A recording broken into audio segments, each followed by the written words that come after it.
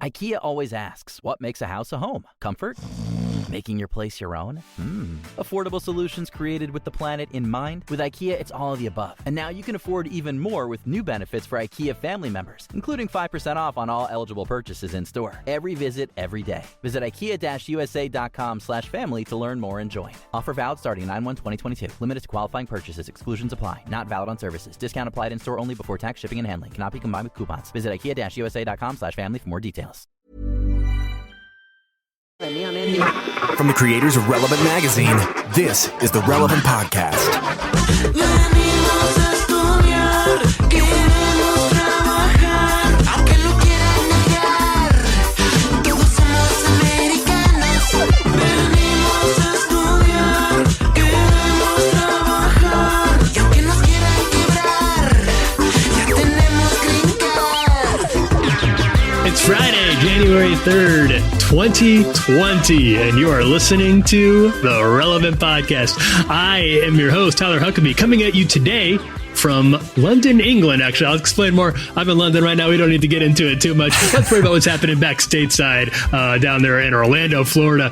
We keeping us on the rails in 2020. Going to be our maiden voyage here in this new year. We decided to give Chandler a break because we needed an expert hand to make sure this podcast doesn't go too far. No one has seen Chandler since New Year's Eve. That's true. He was DJing until we looked over at the booth at the strike of midnight, and he's vanished, and no one has seen him since. He turned into a deer and left. We knew this was going to happen. The prophecy was finally fulfilled. We do not know when or if he'll be back. So, in his stead, we've got our friend Clark Flippo down there. Hey, Clark. Hey, guys. And out there in Loveland, Virginia, also helping us ring in the new year in style, it's Jesse Carey. Hello. Yeah, happy 2020, everyone.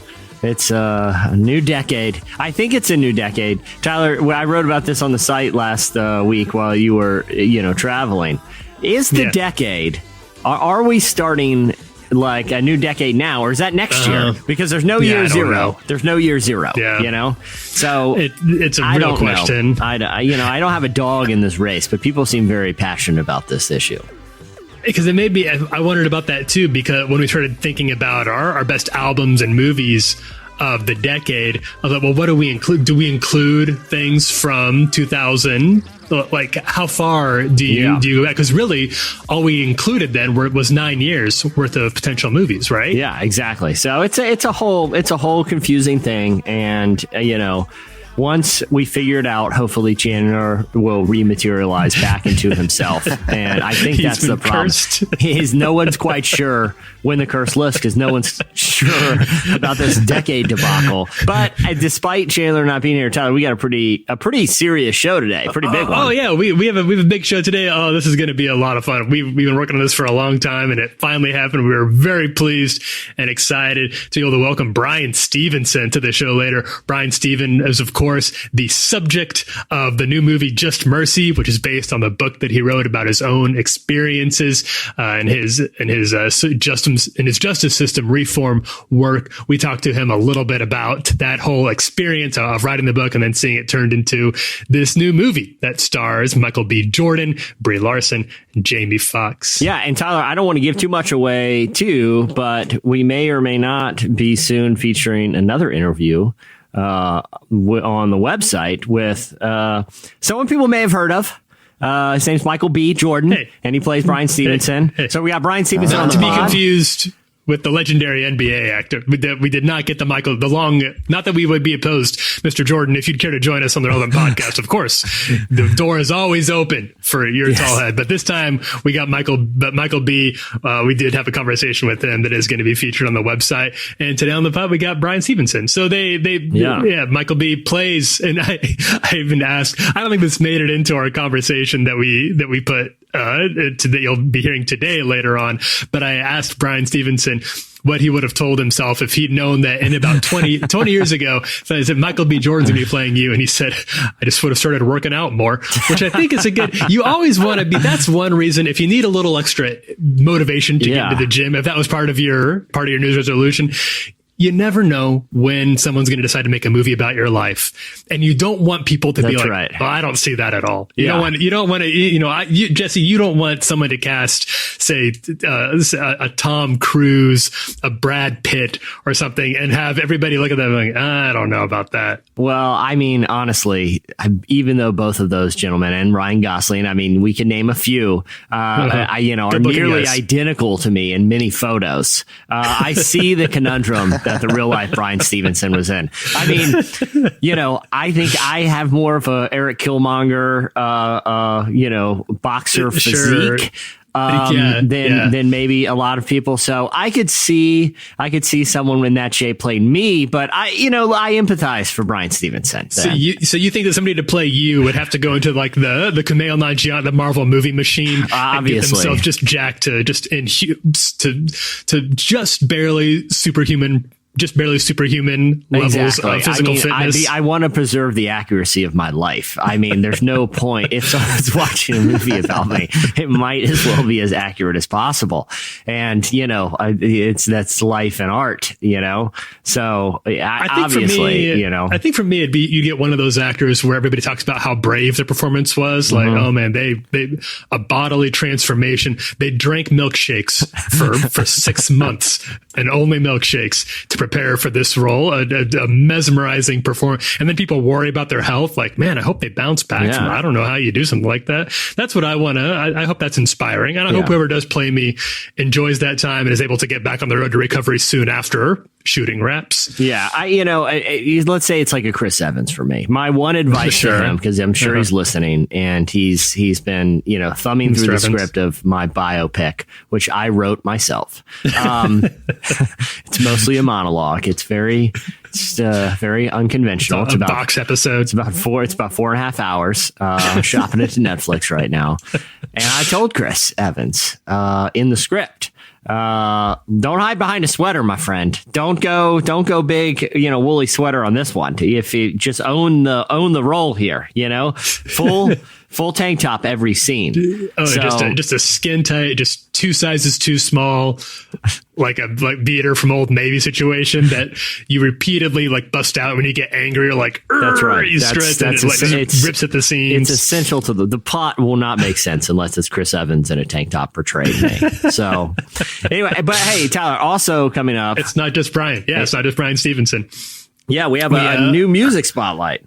Yeah, we're really excited. We love when Bryan and Katie Torwalt join us to talk about some of their stuff. They're one of our favorite couples working in the music industry right now. They have an EP called Anticipation. They were kind enough to join us to talk about. You'll be hearing a little bit from them as well coming up later in the podcast. We'll have some music from that EP. I also want to mention really briefly, we got a lot to get to, obviously. I don't want to take too much time away from that. People want to hear what Bryan has to say. They want to hear what the Torwalts have to say. I mentioned that I was in London.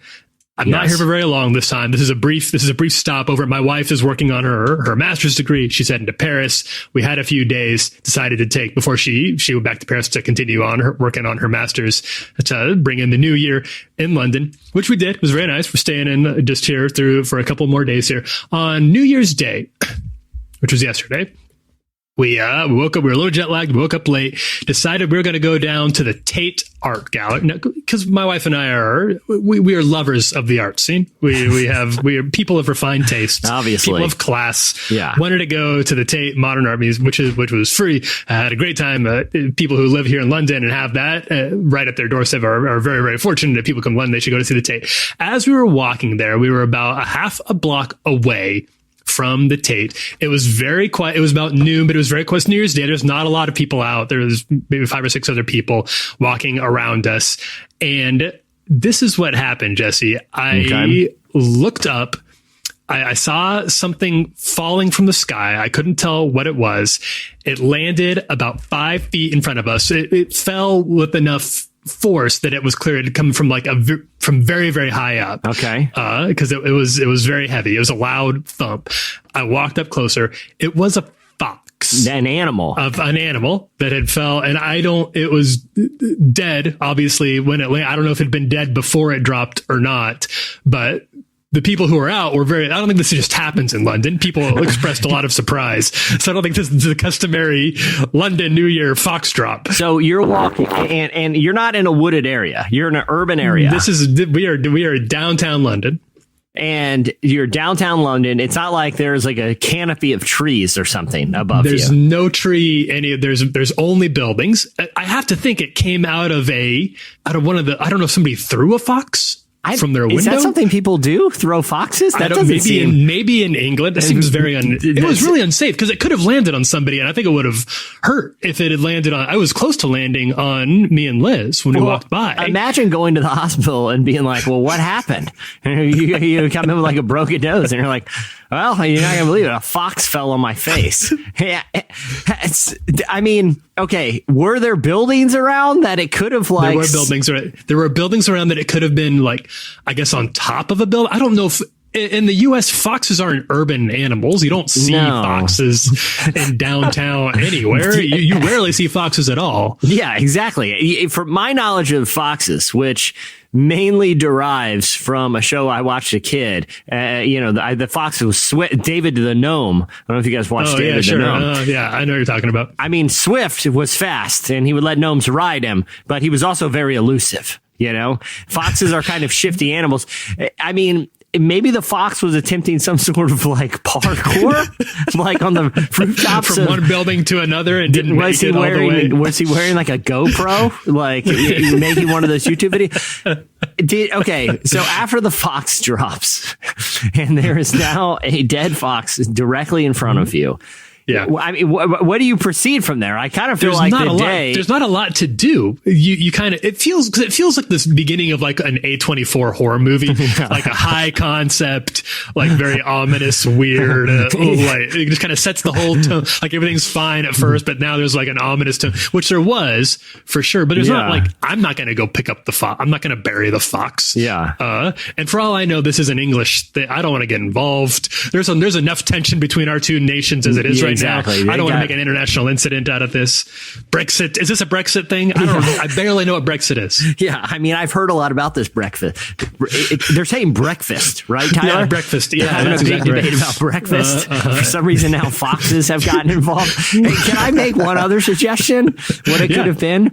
One of those giant furry hats that the Queen's, Oh, that's a good point. Maybe. I hadn't thought about that. Maybe it wasn't. Maybe it's been dead for a long time. Yeah, I mean, I know they do. I feel like fox hunting is probably still a pretty big activity. Like it's probably like the number 2 sport in the UK, where people saddle up horses and go after a game of footy. Yeah. You have they go for an old fashioned fox hunt. The old New Year's Day fox hunt with Boris Johnson and the Queen and Harry Styles. They got to eat something for breakfast. Daniel Radcliffe all get together and they have a big fox hunt. Yeah. Hey, but I'm saying, what about maybe it's one of those big furry hats that those guards wear, maybe he was drying it up on like a high clothesline and it just looked like a fox when it hit I don't know. This is a baffling situation. I feel like the UK, it wouldn't shock me though, if there was like just someone walking around like with those, you see them in like movies from like the 40s where the scarf is literally an entire dead just animal, head and all. Yeah. Like if someone was just wearing a fox as a scarf, and maybe what you saw was just a very fancy scarf. I don't know. I do know in my mind, the English wear entire animals as pieces of clothing. They kill it and that's the extent of it. No skinning. There's no other. Just throw it around your neck. That's fine. You kill it. You've got a scarf. People work too hard on this in the U.S. It's ready to go. Somebody did mention that it could have been like a bird of like a hawk could have tried to carry a fox away as part of the hunt and it got too heavy and dropped it. I guess that's possible. I don't know how things work in England. Yeah, do they have pterodactyls in England? Like, I mean, I don't know if that theory really holds. Like, if I was going to bet on like a fox hawk cage match, I would go fox.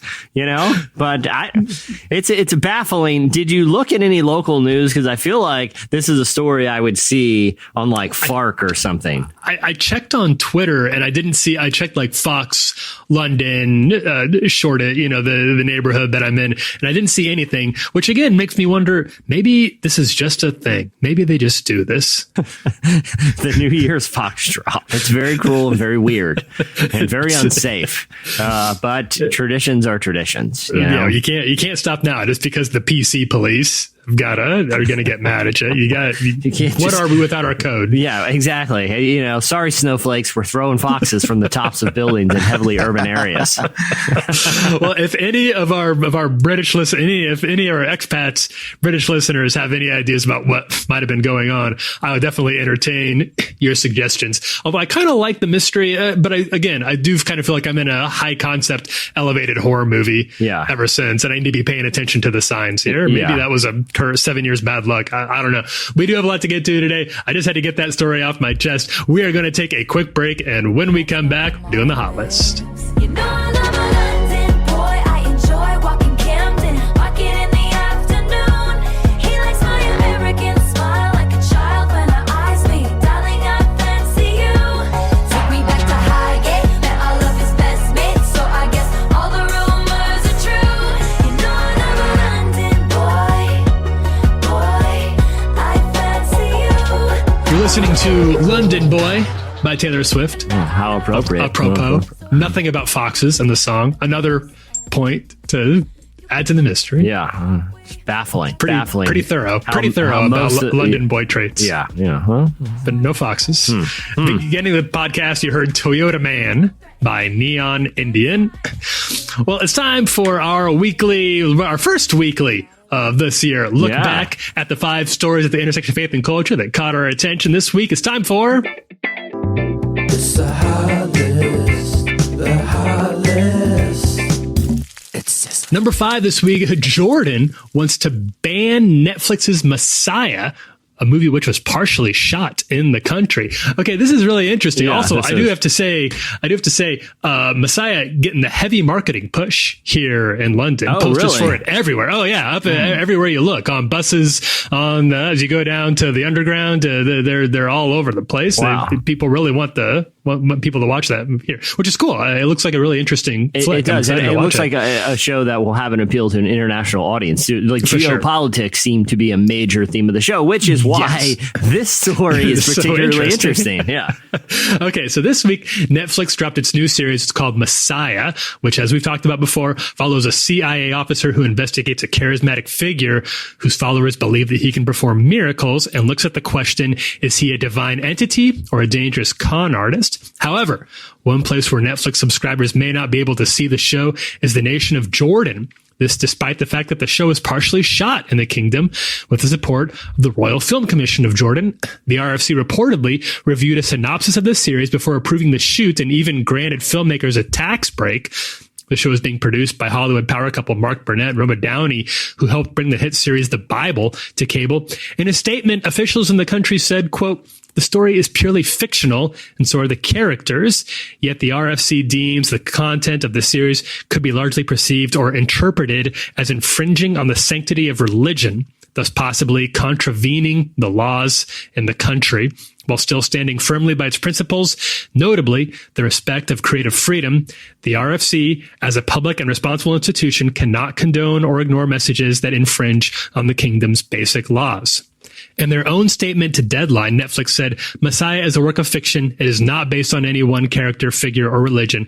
All Netflix shows feature ratings and information to help members make their own decisions about what's right for them and their families." Man, there's a lot to unpack in this one. I don't even know where to begin. It really, there really is. I mean, well, first it shows, and I want to be careful here because I don't want to conflate the people of a country with the governing powers of a country, particularly when those governing powers are authoritarian in nature, but it does seem that there are some predominantly Muslim countries in the Middle East that enforce very strict laws on their people.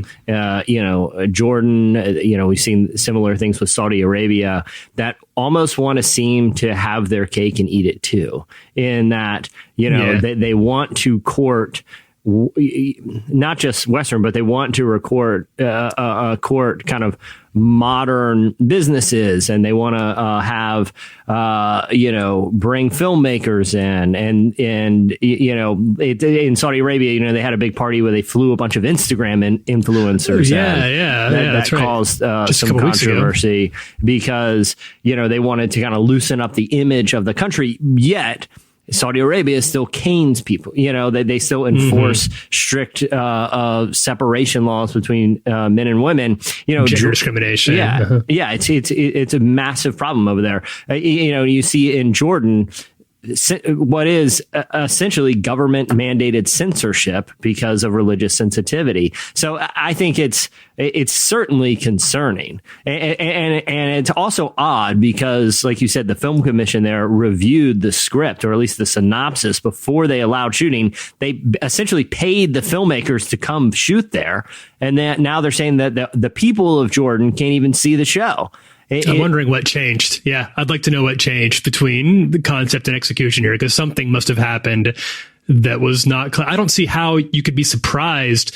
The premise of the show is pretty straightforward. I'd be really curious to see what and changed in their minds, or who got in whose ear about whether or not this show should be shown in Jordan. And it just shows some of the complications around the global community that technology is creating, but there's still some significant barriers to that in terms of just cultural ethics and kind of old standing mores that I have no idea whether or not this show would be offensive to anybody. We haven't seen this show yet. But whether or not it's offensive, I don't think is really the question. The question is government censorship of stories and what can and should be allowed to be shown. And in this case, it's just kind of disappointing that that's not something that we've gotten over yet. Well, and it's not just, it's not just authoritarian Muslim regimes. I mean, it's it's authoritarianism in general. I mean, you saw a different version of this played out in China a few months ago when, China has been courting the NBA, and the NBA has been trying to get a foothold in China for the, National Basketball Association for a long time. They're playing preseason games over there. The fan base for the NBA is massive among the Chinese people. Yet the government shuts down the partnership with the NBA because a single, front office executive, in this case Daryl Morey, the GM for the Houston Rockets, tweets his support for the activists in Hong Kong. And because the NBA didn't come out strong enough against Daryl Morey, there's reports that the Chinese government wanted Daryl Morey fired from the Rockets for expressing a pretty, benign political opinion on Twitter. And, it's another case of, these authoritarian governments wanting their cake and eat it too. They want to court, some of these Western institutions, but they don't want to bring in the values that come with those institutions, whether it's a sports league that, prides itself on free expression. That's one thing the NBA has done really well that the NFL hasn't. They want athletes to be outspoken about social issues, so China courts them, but then shuts down a basic value, which is free speech. You're seeing the same thing here happening in Jordan, except what makes this one more interesting, it's a show with heavy, religious implications. So yeah, it's disappointing, but I started seeing the show. It dropped just like 2 days ago. It dropped on Jan 1, but I'm interested to kind of give it a shot. Oh yeah, looking forward to digging into that one. So, and then we'll see. And then maybe, who knows? Maybe if we watch it, we'll decide it should be banned in the U.S. too. I'll reserve judgment. Coming to number 4 this week. Oh, this is a fun one. Rian Johnson confirmed that he is in fact a former youth group kid. This is right up your alley, Tyler. This is right up my alley because Rian Johnson is really one of my. He's become kind of snuck up on me, and I realized while I was looking over some of my favorite movies of the decade, I think Rian Johnson's one of my favorite filmmakers. I just have been extremely on board everything this guy has ever done.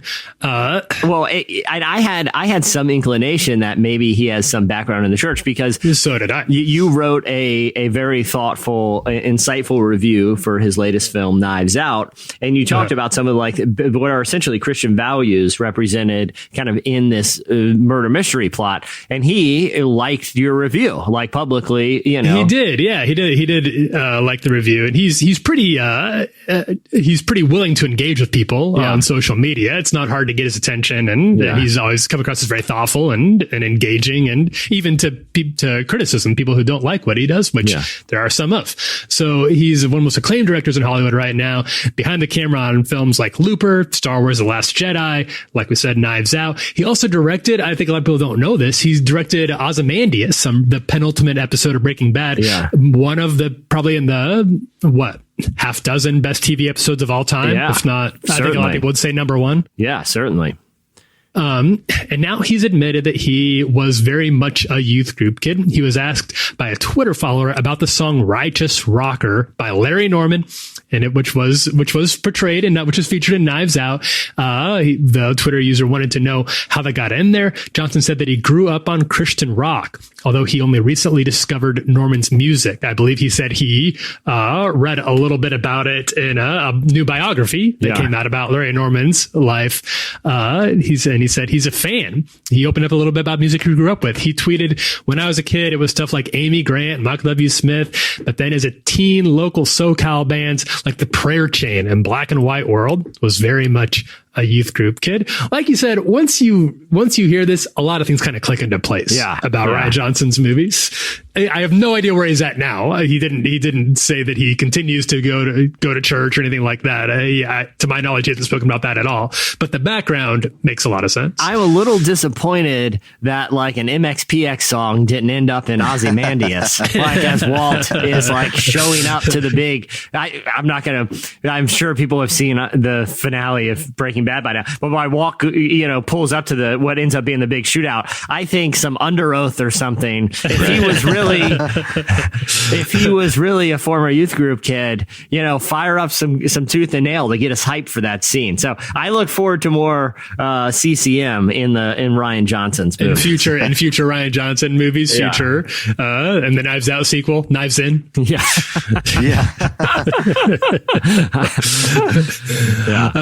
Number 3 this week. Here we go. A new docuseries will look at the life of Justin Bieber.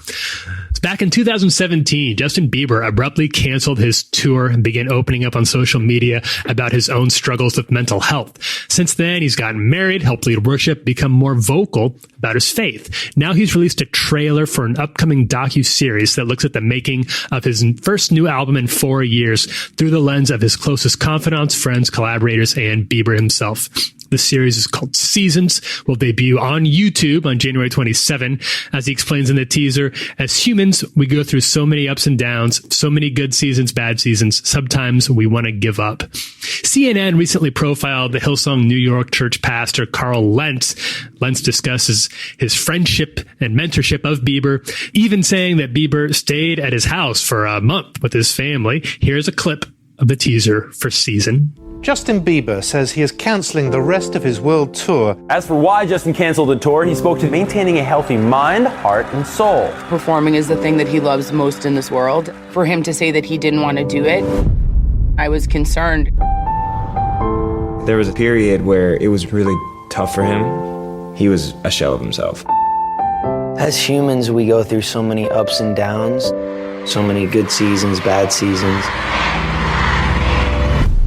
Sometimes we want to give up. I am interested in watching this show to see how transparent it really is. I am too. And I'm interested too, as we're recording this early Thursday, a little peek behind the curtain, even though most people are hearing this Friday. So we haven't got a chance to hear the new single. It's called Yummy that I think is dropping later this afternoon. So I'm also excited to hear new music because I think Purpose is an album that has aged really well, like for a pop album. But I also think his entire trajectory and I feel like no matter what people think of his music or his personality, his story is pretty interesting. I mean, even, there was I was reading a press release about this series, which I think was optioned by a lot of the big streaming providers, but they ended up going with YouTube because, Justin Bieber is the first. I mean, you could make the case the first megastar from the YouTube era. You know, he was discovered. That's probably true. He was discovered posting YouTube videos, and now, so this docuseries is, going to be on YouTube. And I think that's an interesting part of the story because you have a celebrity who was basically created outside. You know, he wasn't a mouseketeer like Justin Timberlake and Britney Spears. You know, he wasn't a Disney Channel. Which look, I'm not throwing shade at any of the Disney Channel pop stars, but he was I know what you mean. Yeah. He's not a Jonas brother. You know what I mean? Like he came up sort of outside of the system and, has had, some very public troubles, but he's also had an interesting embrace of faith. And I think I'm not only looking forward to kind of hearing what direction the new album goes, but I'm more interested in watching this docuseries to see if it does kind of provide some more insights into a human who has an exceptionally interesting life, no matter what you think about his art. He's lived an unusual life, and there was the brief, I don't know how brief it was, but there was a period where he was seen as definitely like he was a troubled kid, and there was a lot of questions about whether or not he was going to make it, which isn't that unusual for child stars. These people come up and are obviously with the enormous amount of privilege provided to them. It'd be stranger if they didn't make some mistakes. And Justin Bieber, unfortunately, had the bad experience of making his mistakes on a global stage given the money and power he had, you're just able to make bigger mistakes than people like us are when we were 15 or 16, for the most part. So hearing him, he has gone into that a little bit. He's discussed that on Instagram. He's been pretty open about that. Whether or not this show will be, I don't know, but the potential for it to be sort of an illuminating look at the life of not just Justin Bieber, but of what life as a young pop star in general is like, would be really interesting and hope and even challenging maybe to society for how we treat these kids and what we put them through, even accidentally. Well, for sure. The other element too that I'm interested to see the degree to which it's kind of unpacked is, it's not uncommon now, so in this kind of post, Kanye conversion era to have celebrities be pretty outspoken about their faith and engaging with pastors very publicly. But, Bieber really kind of was on the forefront of that kind of interesting social trend that has led to a lot of the discussions. I mean, now it's not uncommon to see, Chris Pratt or, Kanye or Selena Gomez or whoever talk about the faith. But it was really, I mean, when Bieber was doing that initially, it was a major story. It really kind of brought a couple of interesting worlds together. Anyway, that I think it's another one like Messiah. I'm going to give it an episode or two, just out of curiosity to kind of see what direction it goes. Yeah, same here. Okay, number 2 this week, we got our first look at Andrew Garfield and Jessica Chastain as Jim and Tammy Faye Bakker. Oh, I'm excited about this one.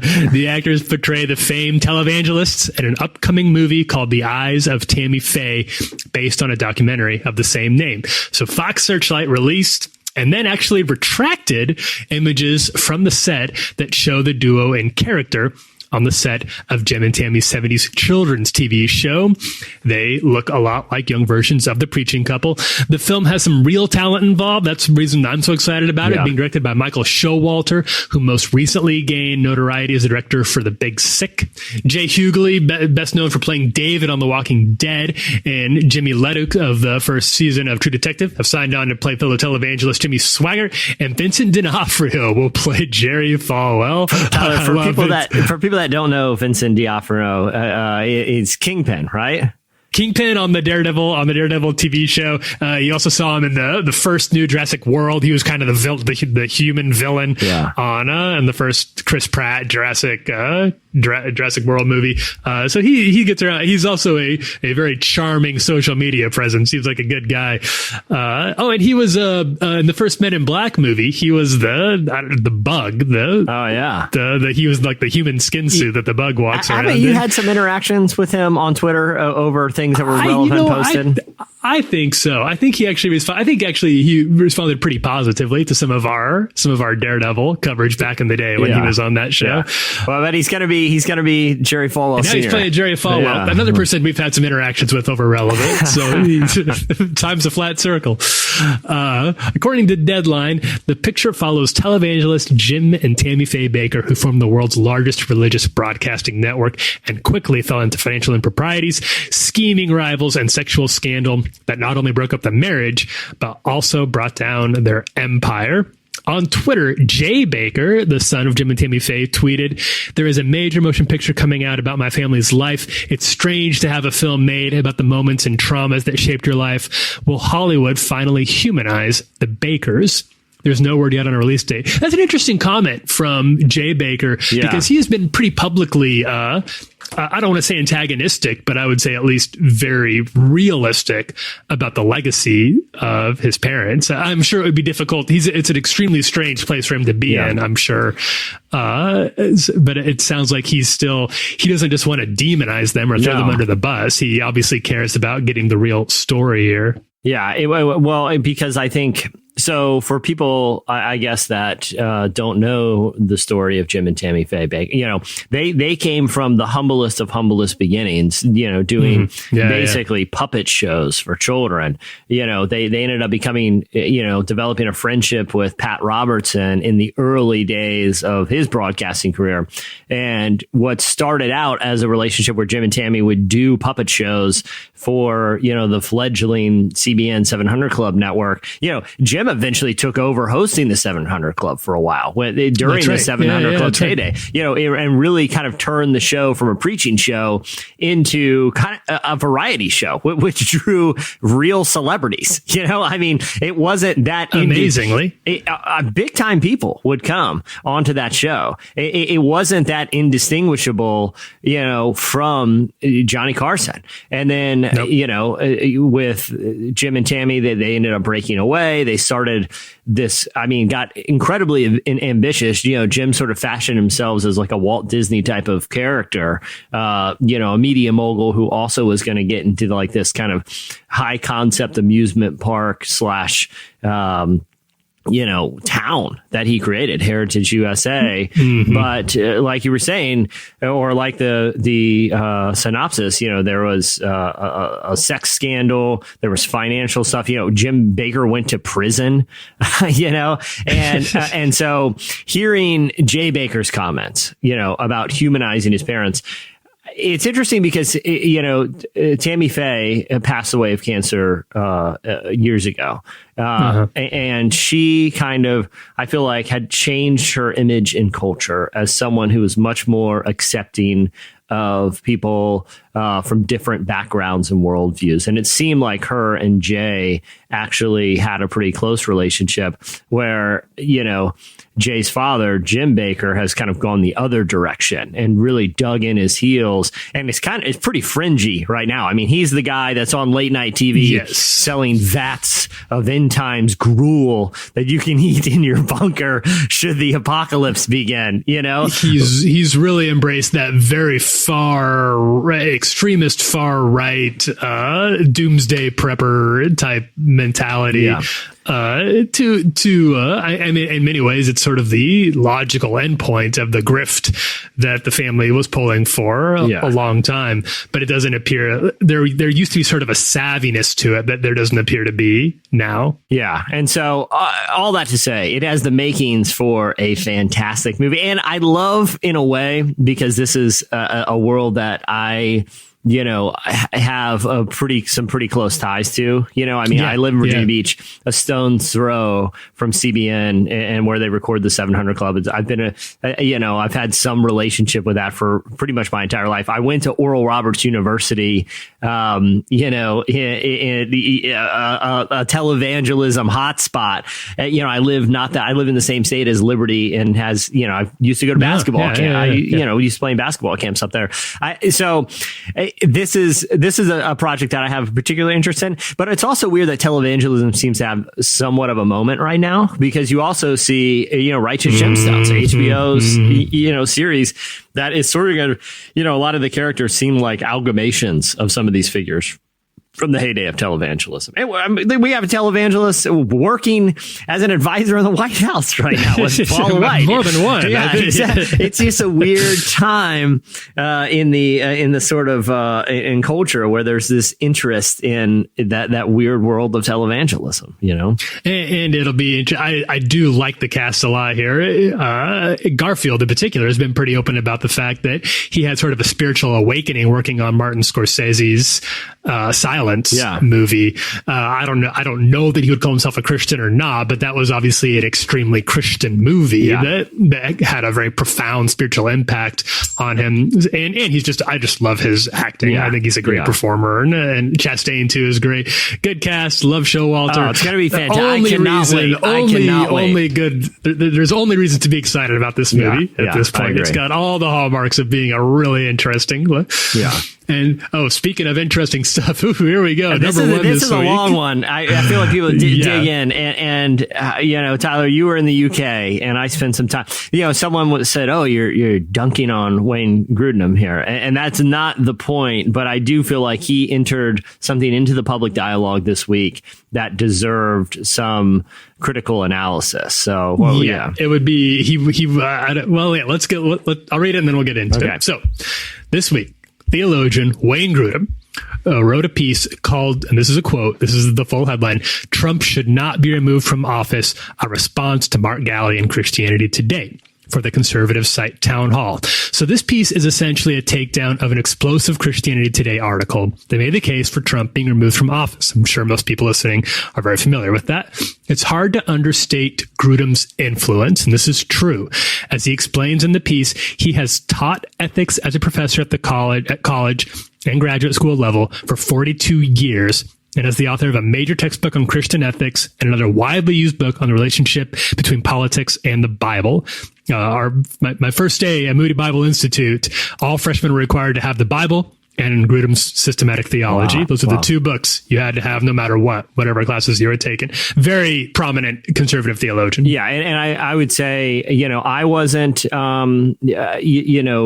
too engaged with his work, but I do understand that there is a large portion of a generation of Christians who were, you know. Yeah, I think white evangelical Christianity is really, in a huge way, was shaped by his writings here.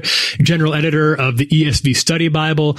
He also co-founded the Council on Biblical Manhood and Womanhood, I believe with Bruce Ware, if I remember correctly. So in his piece, Grudem identifies 6 reasons that Galli says President Trump should be removed from office. Much of the piece focuses on the legal technicalities and constitutionality of the president's dealings with Ukraine, though these arguments are essentially undermined when Grudem concedes, regarding the Constitution, I claim no specialized expertise or legal knowledge. Like Galli himself on this point, I write as an interested citizen, not a legal expert. Okay. So, Grudem notes that before the election in 2016, he himself wrote this, quote, "I cannot commend Trump's moral character, and I strongly urge him to withdraw from the election. His vulgar comments in 2005 about his sexual aggression and assaults against women were morally evil and revealed pride in conduct that violates God's command, 'You shall not commit adultery,' from Exodus 20. His conduct was hateful in God's eyes, and I urge him to repent and call out to God for forgiveness and to seek forgiveness from those he harmed. God intends that men honor and respect women, not abuse them as sexual objects." That was what he wrote in 2016. Yeah. Though much of the rest of the piece is spent essentially defending Trump's tweets, hires, and actions while in office, Grudem says this about the 2016 election. Quote, "But Trump did not withdraw, and I voted for him anyway, because in the end, I thought he would make a far better president than Hillary Clinton." Literally days after strongly urging him to withdraw because of comments regarding sexual aggression and assaults against women that were morally evil and revealed pride in conduct, his words, Grudem, who has taught extensively on ethics, cast his vote for Trump. Following its publication, another piece from Grudem began making the rounds. This one is from 2007. In that piece, he makes the case that Mitt Romney should be the Republican presidential candidate, not Rudy Giuliani. Today, of course, Giuliani is Trump's personal attorney, one of his most vocal defenders. In 2007, Grudem wrote this, So it seems to me that if evangelicals don't support Romney in a significant way, Giuliani will be the Republican candidate. So then we will have a pro-abortion, pro-gay rights candidate who is on his third marriage and had a messy affair prior to his divorce from his second wife. He added, then we will lose any moral high ground and the enthusiasm of the evangelical vote.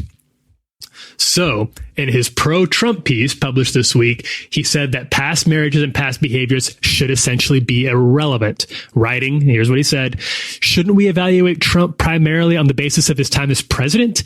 If we judge President Trump on the basis of his conduct during his 3 years as president, I think there is no basis for claiming that he has engaged in immoral conduct, either with women or in business. When writing about Trump, who, remember in 2015, says he has never asked God for forgiveness, Grudem said this, the Christian gospel includes the message that people can repent of past sins, ask God for forgiveness through Jesus Christ, and often gradually become better people. See notes Luke 24, Acts 20, and 26. Does Galley think that such change is impossible for Trump? Or does he think that we, like Inspector Javert and Les Miserables, should hound a man for a lifetime because of long past misdeeds? Whew. We're running long here already, so I don't know if we have time to unpack all of this.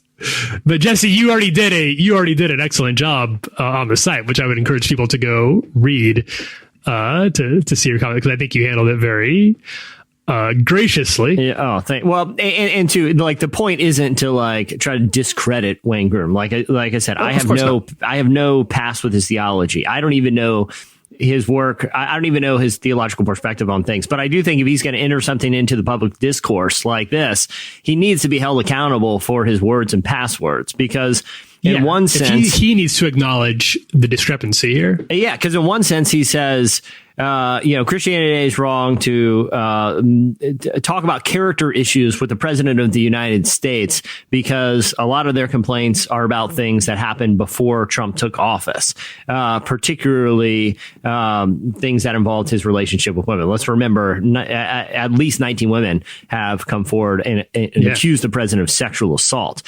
And so what Grudem is saying and here we know that he worked hard to cover up some of those instances of infidelity during the election campaign, that he, with the Stormy Daniels affair, he sent Michael Cohen out. So it's not like this was all, if that's his primary point, that this happened in the past, even that is not accurate. Well, and exactly, but Grudem goes in his piece, and this is from the perspective of an ethicist and theologian, a very influential evangelical ethicist and theologian. He makes the point that because this happened before he was in office, it should essentially be irrelevant. And how dare Christians bring up, people's past, when in 2007 he conflates Rudy Giuliani's personal, past indiscretions with his political views, with his, what Grudem sees as his objectionable political views. He puts them on the same plane. He literally puts Rudy Giuliani's past marriages and affairs on the same level of him being pro-choice. And so, why does, and ironically, Giuliani is Trump's primary defender. Yeah. So it shows, for an ethicist, holding two different standards to two different people because you like one better than the other. Like, he totally discredits his position by doing something in a past article that he's accusing Christianity Today of being out of line for doing themselves. Like, and the other thing too, I wanted to mention, and this is in some of the further analysis of his pieces, he says that the impeachment efforts are an effort to reverse the election, or I think his exact word was overturn the results of an election. Mm-hmm. But again, that's the false dichotomy I think we've talked about before. We've discussed this before, yeah. If Trump is removed from office, Hillary Clinton isn't the new president. It doesn't reverse. His vice president, Mike Pence. Yeah. It doesn't overturn the election. It doesn't give it to the other candidate. That's not how it works. So these pieces from Grudem, I just felt like was really problematic in a lot of ways. And the logic was deeply flawed by his own standards. And I feel like, again, this isn't a personal attack against them, but I feel like, listen, if he's going to make a case as a prominent ethicist, we as as Christians, in particular members of the media, should be able to offer some critical analysis and pushback if there's logical fallacies in it, you know? And I think, as I was reflecting on this a little bit, we've talked about the president a lot on here. I think people know that we are not, I wouldn't say we're super fans of his or anything like that. There's no use beating around the bush there. But I understand that a lot of people felt like they couldn't morally pull the trigger for Hillary Clinton. And I understand that. Absolutely. I truly do. That's not me just being. I'm no fan of the Clinton family. No, she's got the Clintons we're not blind to their problems at all. So I don't blame anybody for thinking that was just not a place they could not justify going with their vote. Absolutely. What I don't like, what really does, I find sort of confusing and occasionally upsetting is that there isn't this acknowledgement that I wish Goodman could just say, yeah, Trump's a bad guy. Yeah. He's a bad person, but he was the person I voted for. Yeah. This thing where people like Grudem sometimes squint to pretend that there's nothing wrong and that he can't even believe Mark Galley would have the gall to say that Trump may have committed some immoralities this feels like a willful denial of something that we're all that you can turn on the news and watch every day. Yeah. So I would have more respect for this argument if he would just say, look, he's done a lot of bad things. He's slandered people. He can be cruel.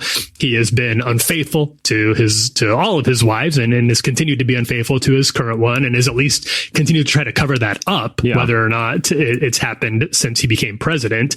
But I still feel like he is if you could just acknowledge that instead of this hand waving these things away, like they never even happened, then we could at least have a debate about reality, about what's actually happening. As it is, we feel like we're having to hold Grudem to things that we just know to be true.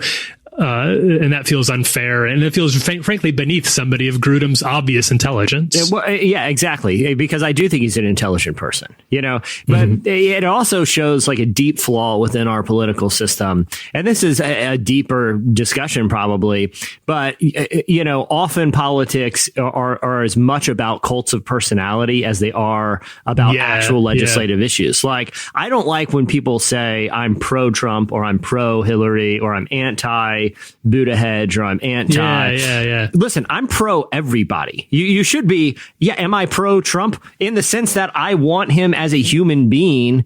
I want well-being. I want. Well, yeah. You know what I mean? But like the idea that people hitch their wagons to candidates, not issues, I think is a huge problem in American politics, because when you become pro someone and anti someone else, it's no longer about the issues that you feel convicted about. It's about defending a human being who is like all humans, deeply, deeply flawed. It's like I could say, because it seems like there's a lot of people who are unable to say, I voted for this person, but I can't say I like everything they've done. There seems to be so much pride in it, where it's like, listen, I like Obama and a lot of the things he does. I also think his drone strike policy and his immigration policy was terrible and did a lot of morally, terrible things. But it seems like people need to develop the ability to do what you're saying, Tyler, which is, let's have a real conversation about the candidate's morality and character, and also a conversation about politics, and not necessarily conflate the two. Like, let's be able to separate them, criticize where we need to criticize, praise where we need to praise. But let's not fool ourselves here and do these, intellectual cartwheels like Grudem's doing to defend indefensible behavior. To defend indefensible behavior. Say you like his policies. Say you feel that the policies are worth putting up with. I disagree with you on that, but at least we could have a real debate around whether or not that's the right track to take. And I guess that's it. Yeah, I think most people are aware of how I feel about that, and it's disappointing I think this has been the cause of a lot of hurt in the church over the last couple of years. This sort of this double standard that people perceive, and that certainly in this case at least looks to be a very real thing, very an actual double standard at play. And I hope that we can get around to acknowledging that, so we can have an actual conversation around what morality and civic life should look like for Christians, instead of this back and forth that we have right now, which is just not helpful and not even real. With that, I think we're going long today, but it was important. We had a lot to cover. We had a lot to cover today. It's a long show. And next up, we're gonna get. It's not gonna get more boring, because we got Bryan Stevenson coming up next after the break. Every second counts. I don't wanna talk to you anymore. All these little games, you can call me by the name I gave you. It's too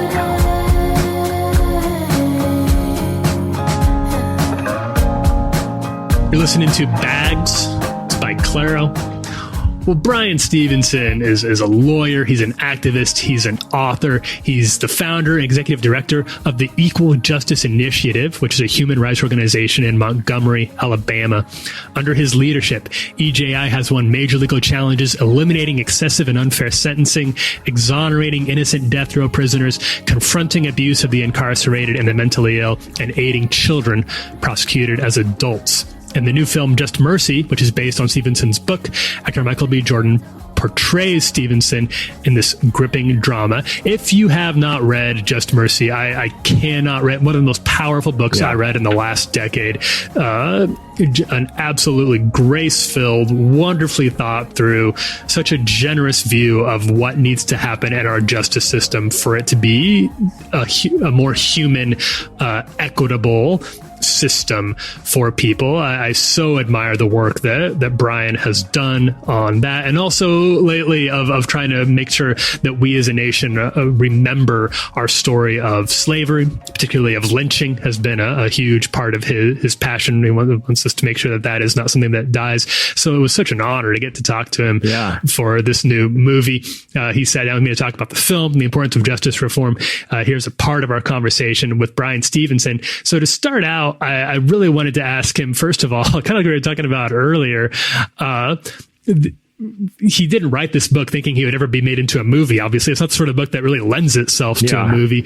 So I asked, when he first heard that there was an interest in that, was he interested? Was he excited? Was he nervous? And I was a little surprised, because he told me he was actually pretty apprehensive. Here's why. I was surprised, but I was a little bit apprehensive too. I've seen enough films based on books that I've read to be worried that this might turn out to be something that I wouldn't be happy with, that the integrity of the book or the truth of the story might be lost. And so it wasn't enough for me to just hear that somebody wanted to make a movie. I wanted to know who would be involved. And I did have some apprehension.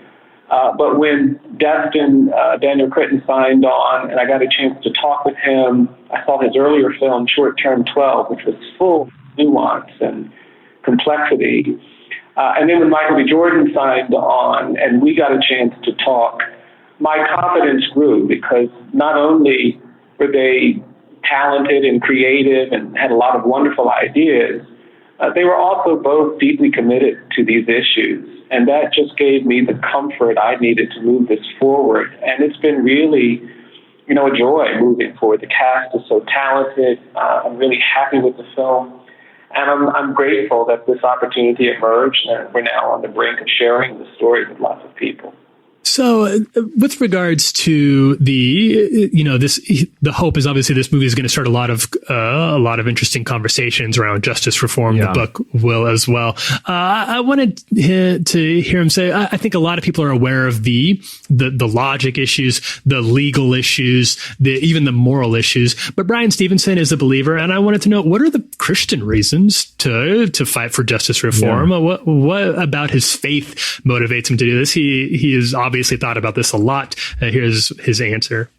Oh, absolutely. I mean, I think we are called to help people understand that they are more than the worst thing they've ever done. I think for me, that is sort of biblical. I don't think if someone tells a lie, they can only be a liar for the rest of their life. I think if someone takes something, they can become more than a thief. I think even if you kill somebody, you're not just a killer. And what the good news is all about is creating opportunities for redemption and restoration and salvation from all of these things that would otherwise define us. And that's at the heart of what I do. We don't send crimes to prison. We send people to prisons. And too often we forget that. So bringing the humanity of the people I represent, for me, is not only necessary as an advocate and a lawyer, but it's what I feel I'm called to do. And I just think that if we are going to be a community of people who love mercy, who do justice and walk humbly with God, we've got to care about the absence of mercy. We've got to care about the presence of injustice. We've got to care about the arrogance of killing people to show that killing is wrong, and taking on these roles that I don't believe we are equipped to hold. I just think we're, Jesus talked about not throwing stones. He said, let him who's without sin cast the first stone. And those who were around, the woman accused of adultery, he never said she didn't do it. But those who were around were convicted by that consciousness. And I just feel like we're living at a time now where that consciousness seems to be absent, and people nonetheless pick up the stones. And that's why I have a chapter in the book where I talk about being a stone catcher. I just think we're called to do more than watch this kind of violence and abuse and mistreatment, and to be silent in spaces where there's an absence of grace and redemption. So yeah, those themes are very critical for me and very important to what I'm trying to do in my work. And I think that's it's not something that you see. I think Christians have done a really good job with things like, you hear a lot about prison ministry, a lot of people going into prisons. I know a lot of artists that we have on the show do that a lot. I know a lot of pastors are really passionate about going to meet people in prison. I know a lot of churches like have little church plants in prison too. And I think that's really amazing. And I think a way the church could really take that ministry to the next level would be campaigning for systemic reform instead of these individual one-on-one, in addition, I should say, to these individual one-on-one meetings that they're doing. And I think Bryan's book has a lot of good advice about to do that. The last thing I wanted to ask him about is, these conversations can get so heated when you're trying to talk to somebody about the importance of justice reform. Obviously, there's a lot of very controversial elements in this, and the whole debate has become sort of politicized in a way that makes it even harder sometimes to talk about these issues. So I wanted to know, how does he do it? How does he approach these conversations with people who just don't agree? And is there a way we can do it in a way that actually invites interesting conversation and healthy debate instead of just shouting matches? Here are his thoughts about that. Yeah, well, I do think we have to be willing to go where people are. We can't just proclaim our truth and get mad at anyone who doesn't see it the way we do. I've always felt like, to be persuasive, you have to be, tactical and strategic. You have to be willing to take those steps. And I just think, there are things that happen. And one of the things that people struggle with is sort of this atmosphere of fear and anger that shapes our political spaces and our cultural spaces. And I think what we have to do is to be willing to help people get past the fear and get past the anger so that they can be truly human, so that they can be truly honest. We have to shift some of these questions. The death penalty for me is not a topic that can be resolved by asking whether people deserve to die for the crimes they've committed. The threshold question is, do we deserve to kill? If you have the kind of system that we have that treats you better if you're rich and guilty than if you're poor and innocent, if things are compromised by unreliable proceedings, if there's bias and bigotry and racism, we don't deserve to kill. And I don't think many people disagree with that. And I hope people will take those kinds of friends and family to the film, because I think if people saw what I see on a regular basis, they'd want the same things I want. And the film hopefully allows them to see some of that. That was our conversation with Bryan Stevenson. I would encourage you to read and to watch Just Mercy, of course. Yeah. When we come back, time for our new music spotlight with Bryan and Katie Torwalt.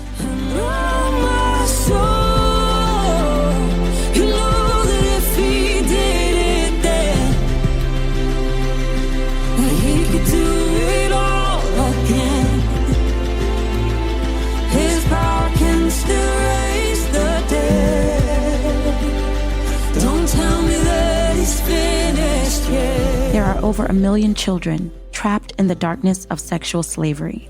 Destiny Rescue is a Christian-based organization dedicated to rescuing these kids and helping them stay free. Girls like Tala, who once was a worship leader, became trapped and sold for sex. All seemed hopeless, yet she still prayed for a way out. Then one night, she was found by a Destiny Rescue agent. Our rescue agents are relentlessly seeking, finding, and rescuing brave individuals around the world through a variety of rescue tactics. We help survivors let go of traumatic past through individual aftercare plans and empower them to live out their God-given destinies. Today, Tala is going to college and getting a communications degree. She is earning a safe living and has even returned as a worship leader in her church. She has found hope, worth, and restoration in the light of Jesus Christ. You can be a light and reach the next child waiting in the darkness at destinyrescue.org. He's about to move again. You're listening to Remember by Bryan and Katie Torwalt. Bryan and Katie Torwalt are singers, songwriters, and worship leaders, and are members of the Jesus Culture Worship Collective. They recently released a powerful new collection of songs called Anticipation. We get to talk to Bryan and Katie about the album and a few of its breakout tracks. Here's our conversation with Bryan and Katie Torwalt. We released an EP last year called Praise Before My Breakthrough, and when we were in the process of writing after that project, we were actually writing for something else, and we just kept writing these songs that kept coming out that as they started becoming a project, we realized it was sort of a continuation of that same story, and we couldn't really get away from it. And we're like, are we writing the rest of this same project? And so we did. We felt like we were writing the next part of the story. It's not necessarily like, I think it's kind of interesting. There's a little bit of a tension to it because it's not, Praise Before My Breakthrough really was about praising sort of in the middle of the season before you're living in the full promise, before you're experiencing in your everyday life the full promise and breakthrough that you're praying for and pressing into. And this isn't necessarily like we're living in heaven now and this is on the other side. But it really was the next part of the journey and the next part of the story for us, because sort of those prayers and those promises and those declarations that we began with kind of transformed into something that was really supernatural and really full of hope. And that's why we chose the title Anticipation, is because it wasn't just something that in faith we chose to declare or believe anymore. It wasn't something that was just small, that was like a small act of faith, but it actually became something a lot larger for us that we're like, no, we truly anticipate. We're awaiting. Not only are we hopeful, but we really are awaiting and anticipating the next move of God and the goodness of God. And it doesn't feel like such a choice right now. It's like something has lifted, and we started to write these songs describing that. Open every door, let us in heaven roar. Flee wide, you heavenly gates. Here let your kingdom reign. Behold the glory King, honor his majesty. Flee wide, you heavenly gates. Go hide your praise and come away. We felt that it was actually for something larger than just us. We do write songs that are just for us and kind of help us process our life, but these songs sort of became something that felt a little bit larger. And that's when we sort of decided to share them. Yeah. So yeah, the theme is around anticipating the goodness of God and what does that look like? And in a fresh way, how can we describe what that feels like? So there's a lot of hope in this record that I feel like we've received a lot of feedback that personally been experiencing ourselves. Yeah. A lot of the times it's how we process life. And so we write, and we have a ton of half-written songs that are that same thing, that is just part of that process, that it just, in the middle of it, like, it's like, okay, this just doesn't feel like it's it, but it's helping us process and getting to the next thing. And then every once in a while you come along a song as you're writing that feels like, okay, this feels like a complete thought or a complete part of the story. And honestly, we really didn't anticipate to put a lot, especially for the Praise Before My Breakthrough album. Those were very much just process songs. And and we had a handful of them, and it was more just like an urging what we felt from the Holy Spirit of like, okay, let's do something with these, and put them out. And it wasn't a whole album, it was an EP. It was the first time we didn't like try and do a complete full album. And it was like, this doesn't even feel like the whole story, which is what Katie was just talking about, how, okay, the next time we tried to do a project, it was like, oh, you know what? It feels like we're trying to tell the next step in this journey. I can hope again. I have joy again. I believe again. Like a child again. I can dream again. I believe again. I can see again. I can feel again. I believe again. I just wanna be. Tyler, have you noticed that on today's show? That was very low. That's a great EP, by the way. It is, yeah. Anticipation is excellent. It's been in heavy rotation. People definitely need to check it out. That we have 2 Bryans on the show with a Y, and a Rian Johnson, who spells his name Rian. But I feel like, can we just ask the Bryans to trade out the Y for the I?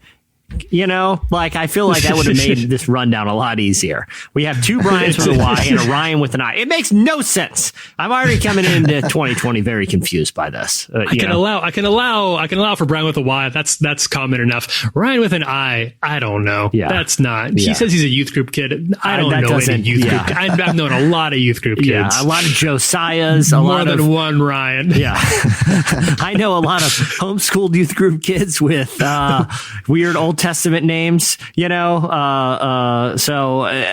don't know any Ryans. I do not. So I don't know. Yeah. I don't know. Well, you got one on the podcast. And Ryan, if you want to come on this podcast and defend your name, it's too late. You had your chance. It's too late. But if you want to come on and talk Christian rock, we'll do that. We can come on and talk. You can come on and talk about Amy Grant if you want to. But nevertheless, as complicated as it was, many thanks to everybody who joined us on the show today. Bryan Stevenson, thank you for joining us. Just Mercy is hitting theaters soon. You can get a little sneak peek of it by reading the book. Just Mercy is out. I would encourage everyone to read it. Bryan and Katie Torwalt also joined us. We're grateful to them. Anticipation is out now. I encourage you to give that a listen. Get your 2020 playlist off to a good start. Also, make sure you subscribe to Relevant Daily. It's the podcast where I bring you the everyday. Well, almost every day. Well, I'm in England. I'm not going to do it every day. But for the most part, every day, I bring you the top 3 stories at the intersection of faith and culture that came across our desk. Keep you updated on what's happening in America in terms of faith and culture. And I think with that, it's time to wrap it up, everybody. Yeah. That's it for the first step. We got through one full episode this year. Yeah. Only like 100 to go. Oh, yeah, exactly. And hey, join us. I think on Monday, I don't want to promise because we've had multiple people go down with the flu the morning they're supposed to join us for a podcast. It happens. It's that time of year. Corey, Prop, a couple of people. But right now on the schedule, we're supposed to have a very special co-host for the Monday show. The one and only Andy Mineo will be sitting in for the entire program. Can't wait. Love talking to Andy. Yeah. Andy's one of the better. I don't think he's ever hosted the show with us before, but man, Andy's a good hang. He's a good hang. Whenever we get an interview with him about a new album or something like that, I look forward to it because it's just fun to talk to the guy. And we're just going to be goofing around with him. So tune in on the Monday show, or a Tuesday show. Andy Mineo's joining us. All right. Well, hey. Happy New Year, guys. Yeah, Happy New Year. Yeah, I'm going to go out and find some fish and chips, maybe a bag of crisps. And watch out for those foxes. Oh, watch out for those foxes. Raining down on the city of London right now. So, I'm Tyler Huckabee. I'm Clark Flippo. I'm Jesse Carey. Yeah, we'll see you all next time. Happy New Year, everybody.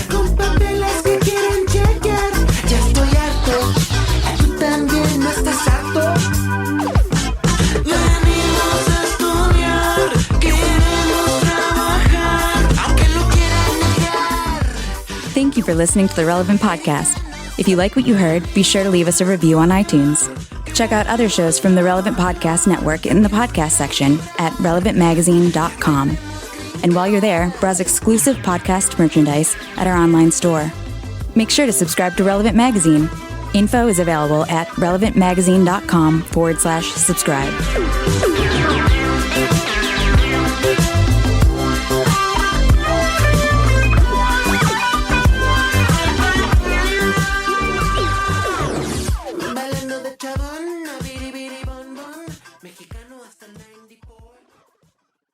Well, you're not going to believe it. A fox fell on my face.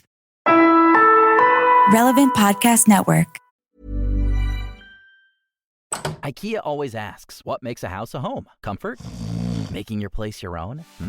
Affordable solutions created with the planet in mind? With IKEA, it's all of the above. And now you can afford even more with new benefits for IKEA family members, including 5% off on all eligible purchases in store. Every visit, every day. Visit IKEA-USA.com/family to learn more and join. Offer valid starting 9/1/2022. Limited to qualifying purchases. Exclusions apply. Not valid on services. Discount applied in store only before tax, shipping, and handling. Cannot be combined with coupons. Visit IKEA-USA.com/family for more details. Time is precious, and so are our pets. So time with our pets is extra precious. That's why we started Dutch. Dutch provides 24/7 access to licensed vets with unlimited virtual visits and follow-ups for up to 5 pets. You can message a vet at any time and schedule a video visit the same day. Our vets can even prescribe medication for many ailments, and shipping is always free. With Dutch, you'll get more time with your pets and year-round peace of mind when it comes to their vet care. Go to Dutch.com to get vet care that is always there for just $92 a year.